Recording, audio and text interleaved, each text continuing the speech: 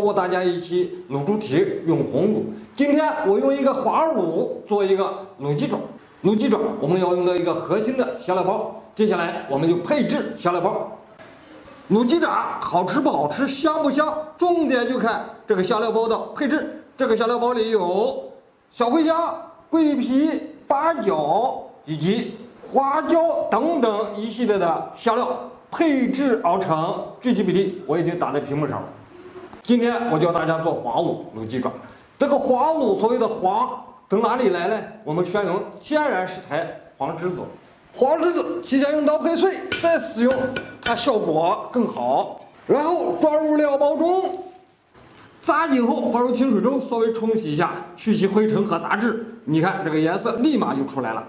接下来我们炒制一个糖色，配合黄栀子使用，效果更好，颜色更自然，更漂亮。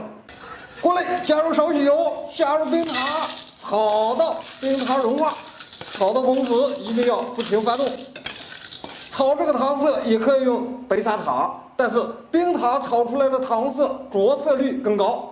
炒到冰糖融化后，不停搅动锅底，等液体表面全部起沫后，再加入水。看着马上就要起沫了，沫子起来后迅速加入水，然后关火，糖色就炒制完成。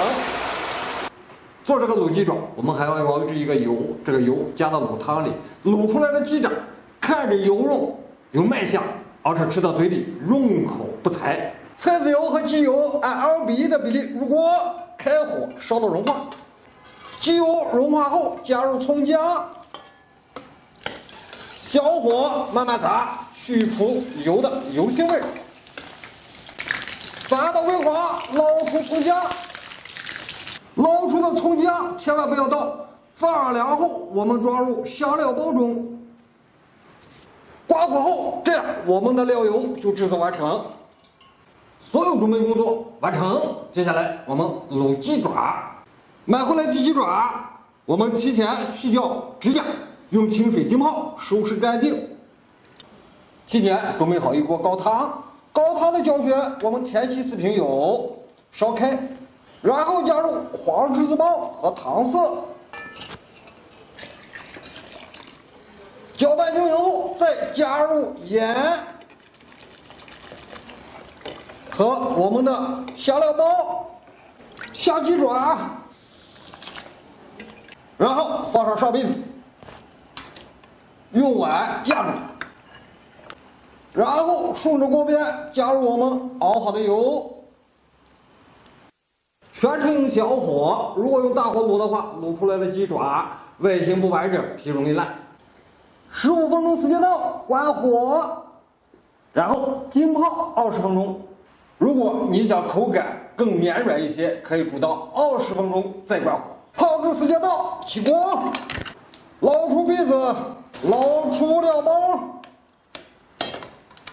捞鸡爪，你看看颜色黄亮，诱人食欲。最后再刷上我们卤汤上的卤油，防止风干，保持色泽，颜色自然黄亮，香味扑鼻。这样我们的卤鸡爪制作完成。最后我们总结一下卤鸡爪的3个技术要点：一，这个料包可使用3次，老汤可重复使用，越卤越香。2，炒糖色时建议用冰糖，冰糖的着色率更高，看着更自然。